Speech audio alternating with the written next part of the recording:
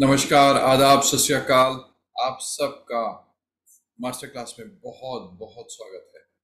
ये सेशन जो है मैं स्पेशली लेडीज के लिए कर रहा हूँ और इसमें मैं जानकारी देने वाला हूँ कि आपको किस तरीके से एक लाइफस्टाइल को मेंटेन करना चाहिए। बहुत सारे लोग हैं वो ये कहते हैं कि रोहित भाई आप बताइए हमें क्या करना चाहिए, किस तरीके से हमारी फैमिली लाइफ होनी चाहिए, किस तरीके से हम अपने बच्चों का देख रेख करें, हमें क्या वैल्यू एडिशन करना चाहिए कि किस तरीके से बच्चे हमारी बात को सुने। और इस चीज को ध्यान में रखते हुए मैं ये सेशन कर रहा हूँ। ठीक है जी। सो फटाफट चलते हैं। मेरी जितने भी लेडीज ऑडियंस हैं उनसे रिक्वेस्ट है कि प्लीज आप आए, पेपर पेन लेके बैठें और सेशन को एंजॉय कीजिए। ठीक है जी। वुमेन एम्पावरमेंट की हम बात करने वाले हैं। इस सेशन में हम कुछ इम्पॉर्टेंट एस्पेक्ट्स के बारे में बात करेंगे। ये financial as well as non financial रहेगा। सारी बातों को बड़े ध्यान से समझने की कोशिश कीजिएगा, अपनी लाइफ में उसको इम्प्लीमेंट करने की कोशिश कीजिएगा ताकि आपको उसका बेनिफिट मिल सके। ठीक है जी। तो शुरुआत करते हैं। ठीक है, सबसे पहले आपके दिन की शुरुआत होनी चाहिए मॉर्निंग रिचुअल से। मॉर्निंग रिचुअल बेसिकली होता क्या है कि जब आप अपना दिन शुरू करते हैं, जैसे ही आपकी आंखें खुलती हैं, आपको सबसे पहले अपने इष्ट देव, अपने ईश्वर, जिस भी सुपर पावर में आप बिलीव करते हैं उसका आपको शुक्रिया करना चाहिए, शुक्राना करना चाहिए कि थैंक यू गणपति बप्पा, आपने मुझे एक अच्छा दिन दिया। हे लक्ष्मी माता, आपने मुझे एक अच्छा दिन दिया। आपको सबसे पहले अपना ग्रैटिट्यूड उनको करना है कि आपने एक अच्छा दिन मिला है, नंबर वन। नंबर टू, आपको अपने पेरेंट्स को थैंक यू बोलना है। आज आप जो कुछ भी हैं, जहाँ पे भी, आपकी सक्सेस में आपके पेरेंट्स का बहुत इंपॉर्टेंट रोल है। आपको अपने पेरेंट्स को थैंक यू बोलना है। सेकंड, थर्ड इज आपको अपने टीचर्स, मेंटोर्स को थैंक यू बोलना है कि भाई उन्होंने जो भी आपको ज्ञान दिया है, जो भी नॉलेज दिया है, उसके कारण आप यहाँ तक आए हैं।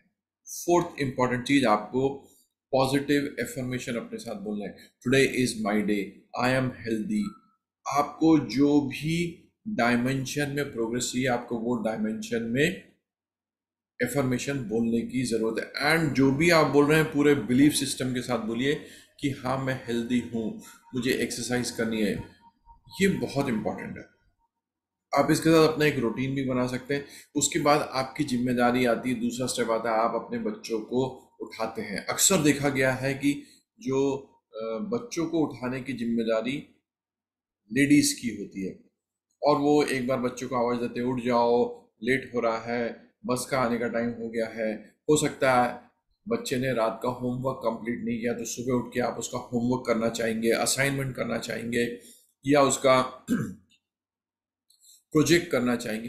देखिए, आपका जो भी बच्चे से रिलेटेड एक्टिविटी है, असाइनमेंट को लेके, प्रोजेक्ट को लेके, वो आपको एक दिन पहले ही कंप्लीट कर लेना चाहिए। सुबह का समय ये कहीं पे भी भागा दौड़ी प्रेशर का नहीं होना चाहिए। जब आप बच्चों को उठाते हैं तो जिस तरीके से आप पूजा अर्चना करते हैं उस तरीके से बच्चे को उठाइए, बड़े प्यार से उठाइए। ऐसा सोचिए कि आप अ, बाल गोविंद जी को, श्री कृष्ण को उठा रहे हैं। उतनी श्रद्धा से, उतनी शिद्दत से आप उनको उठाइए बच्चों को। जब बच्चों को आप बड़े प्यार से उठाएंगे तो उनके दिन की शुरुआत अच्छी होगी। अक्सर हम क्या करते हैं, बच्चों को धक्का देते हैं, डांटते हैं, फटकारते हैं और उनको उठाते हैं। उनकी जो दिन की शुरुआत होती है बहुत गड़बड़ ढंग से होती है और उनको बड़ी टेंशन में वो उठते हैं। जब वो टेंशन से आपकी दिन की शुरुआत होगी तो पूरा दिन टेंशन में जाएगा, क्योंकि उनको सेटल होने में ही बहुत टाइम लगता है। फिर वो घर में एक वॉर जैसा चलता है, बच्चों को उठाओ, जल्दी जल्दी ब्रश करो, नहा के आओ, यूनिफॉर्म ठीक से है कि नहीं है, शूज पॉलिश है कि नहीं है, फिर कंघी नहीं हो रही बच्चों से, फिर दौड़ते भागते आप उन्हें नाश्ता करने के लिए कहते हैं, कुछ वो खाते हैं, कुछ गिराते हैं, कुछ खा नहीं पाते हैं।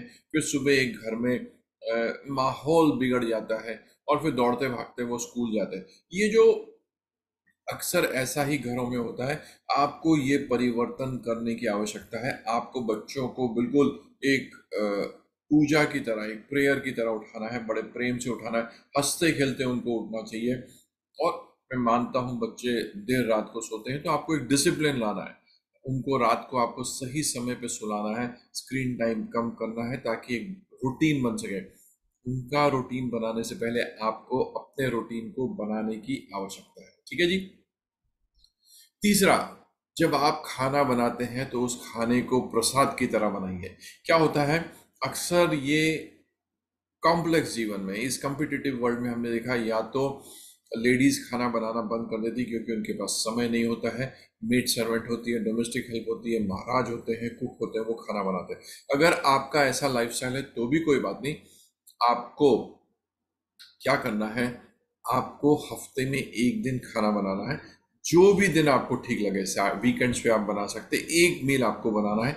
जब आप वो मील बना रहे हैं तो पूरी शिद्दत के साथ उसको, जैसे आप अपने भगवान के लिए प्रसाद बना रहे हैं, उन्हें भोग लगाना चाहते हैं, उस शिद्दत से बनाइए। उसमें अपना पूरा प्यार उसमें निचोड़ दीजिए, अपनी पूरी श्रद्धा उस खाने में निचोड़ दीजिए। वो खाना खाना नहीं रहेगा, प्रसाद बन जाएगा। अगर आप एक मील भी बनाते हैं अपने परिवार के लिए इस शिद्दत से, तो उसका बेनिफिट पूरे परिवार को मिलेगा ही मिलेगा। चौथा, मोस्ट इंपॉर्टेंट थिंग, बदलते हुए समय के साथ हम कम्पिटिटिव वर्ल्ड में आ गए हैं। हमारे बहुत सारे जो परिवार में देखा गया कि हस्बैंड वाइफ दोनों कमाते हैं, दोनों की डेडलाइंस होती है, कंपटीशन इतना ज़्यादा है, हाई प्रेशर वर्क होता है। आपकी वोकैबलरी इस प्रोसेस में, डेडलाइन के प्रोसेस में, अथॉरिटी के चक्कर में खराब होती जा रही है। और वो अथॉरिटी को आप ऑफिस से घर में लेके कब आते हैं आपको पता ही नहीं चलता। आप ऑफिस में जिस तरीके से अपने सबॉर्डिनेट से बात करते हैं या कंपटीटर से बात करते हैं, वही लैंग्वेज लेके आप घर पे आ जाते हैं और आप बच्चों से भी उसी लहजे में बात करना शुरू कर देते हैं, जो कि बहुत गलत बात है। आपका ऑफिस, ऑफिस का कल्चर ऑफिस में छोड़ के आइए। घर एक मंदिर की तरह होना चाहिए, उसमें आपका माहौल, आपकी वोकैबलरी पॉजिटिव होनी चाहिए। तो जब भी आप बच्चों से बात करें या घर में आए तो आपकी वोकैबलरी पॉजिटिव होनी चाहिए।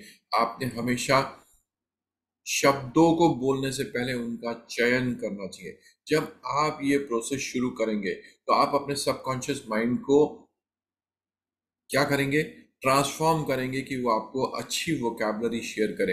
आपका माइंड धीरे धीरे काम करना शुरू करेगा और आपके मुंह से अच्छे शब्द, अच्छी वोकैबलरी निकलेगी। जब आप अच्छे शब्द बोलेंगे, आपके कानों को अच्छा लगेगा, आपके परिवार में भी वो अच्छे शब्द जाएंगे और पूरा माहौल पॉजिटिव वाइब से भर जाएगा। आपके बच्चे वो चीज को बहुत जल्दी समझते हैं, पकड़ते हैं, जो उनके पेरेंट्स कर रहे होते हैं। तो वो देख के सीखते हैं। भले आप उनको 10 बार बोलो कि बेटा आपको ऐसा करना है, जब वो देखेंगे कि आप ऐसा कर रहे हो तो बच्चे भी वैसा करेंगे। मोस्ट इम्पॉर्टेंट थिंग, हम अक्सर ये देखते हैं कि हम अपने बच्चे को हमेशा फटकारते हैं, डांटते हैं, पब्लिकली उसको डांट देते हैं, अरे ये तो पढ़ता नहीं है, ये तो खेलता नहीं है, किसी भी एक्टिविटी में पार्टिसिपेट नहीं करता। आपको इमीडिएटली इस तरीके के व्यवहार को रोकने की ज़रूरत है। आपको अपने बच्चे को हमेशा एनकरेज करना है। आपको अपने बच्चे में जो भी उसकी पॉजिटिव एटीट्यूड है, जो भी उसकी स्ट्रेंथ है, आपको उसके ऊपर फोकस करना है, आपको उसको एनकरेज करना है। आपका बच्चा आपकी संगत में आने के बाद एक कंफर्ट जोन में आना चाहिए, उसको एक फील गुड आना चाहिए, उसको एक लगना चाहिए मेरे साथ मेरी माँ खड़ी है, मेरे पेरेंट्स मेरे साथ है, कि कुछ भी मुश्किल समय में आके वो आपसे शेयर कर सके। क्या कि लाइफ बड़ी कॉम्प्लेक्स हो गई है, भागा दौड़ी की हो गई है, ऊपर से बच्चों को आप डांटते रहते हो तो बच्चे आपसे दूरियां बनानी शुरू कर देते हैं। और जब भी वो मुश्किल समय में आते हैं तो वो अपने फ्रेंड्स के साथ ही अपनी प्रॉब्लम्स को शेयर करते हैं। और कई बार ऐसा भी देखा गया कि बहुत कॉम्प्लेक्स सिचुएशन में बच्चा पहुंच जाता है और पेरेंट्स को उसका इल्म भी नहीं होता है कि भैया मेरा बच्चा ये क्या कर रहा है।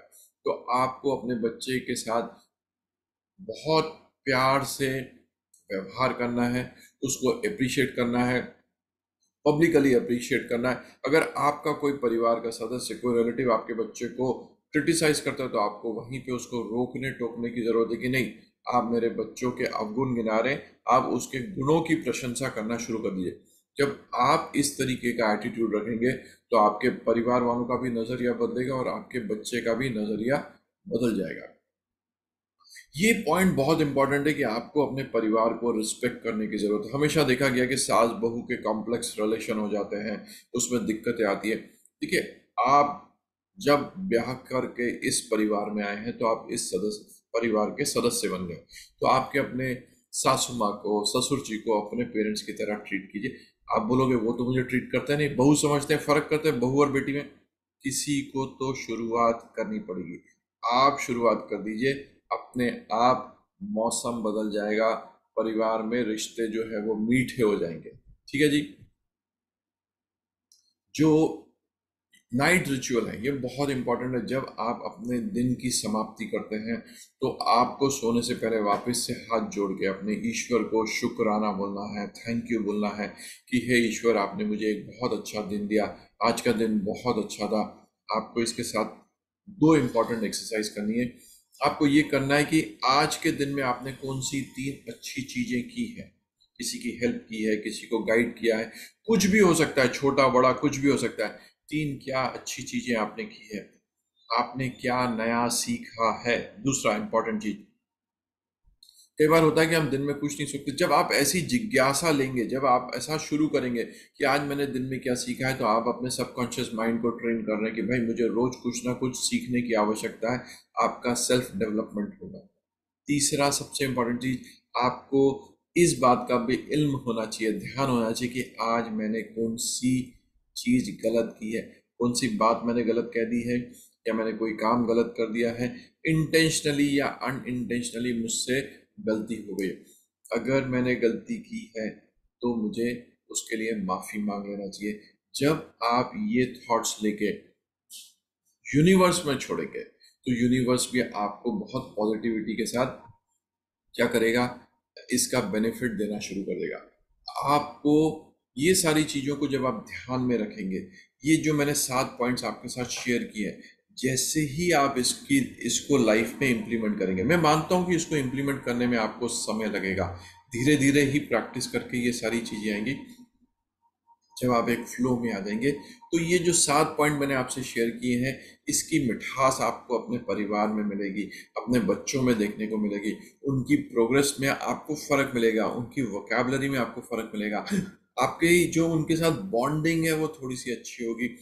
मैं मानता हूँ कि इसको करने में बहुत मेहनत लगेगी आपको, क्योंकि आपको भी अपना नया लाइफस्टाइल मेंटेन करना पड़ेगा, एक रूटीन बनाना पड़ेगा, मॉर्निंग इवनिंग रिचुअल का।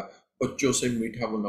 अरे मेरे बच्चे तो क्या है, शैतान है, पूरा सिर उठा, घर पे सिर उठा लेते हैं। तो मैं मानता हूँ कि आप अभी तक उनको फटकारते थे, और अब एकदम से मीठा बोलोगे तो उनको भी झटका लगेगा, अरे ये हमारी माँ को क्या हो गया, अभी तक तो हमें पीटती थी, डंडे से मारती थी, और एकदम से हमसे मीठा बोले। बच्चों को भी ये परिवर्तन दिखेगा। और देखिए, जब कोई पॉजिटिव परिवर्तन होता है उसमें एफर्ट जरूर लगते हैं, लेकिन लंबे समय में आपको इसके बहुत अच्छे रिजल्ट मिलेंगे। ठीक है। तो मैं उम्मीद करता हूँ कि आप अपने लाइफस्टाइल में थोड़ा सा तब्दीली लाइए, क्योंकि ये जो मैंने आपसे 7 पॉइंटर्स शेयर किए, मैंने बहुत परिवारों में ऐसा देखा। इनफैक्ट मेरे घर में भी ऐसा ही होता था। जब मेरी बेटी छोटी थी तो हम भी उसको सुबह दौड़ भाग के स्कूल के लिए उठाया करते थे, और असाइनमेंट नहीं होते थे। मैं बिल्कुल अपनी लाइफ से आपको ये 7 पॉइंट निकाल के शेयर कर रहा हूँ। हमने भी इस 7 पॉइंट को फॉलो करने के लिए बहुत एफर्ट लिए हैं, जेन्युइनली एफर्ट लिए, और उसके हमें बहुत अच्छे बेनिफिट मिले हैं। आप भी कोशिश कीजिए, आपको भी बेनिफिट मिलेगा। मैं उम्मीद करता हूँ ये करने के बाद आपके परिवार में और भी रिश्तों में मिठास आए। ठीक है जी। Take care. नमस्कार।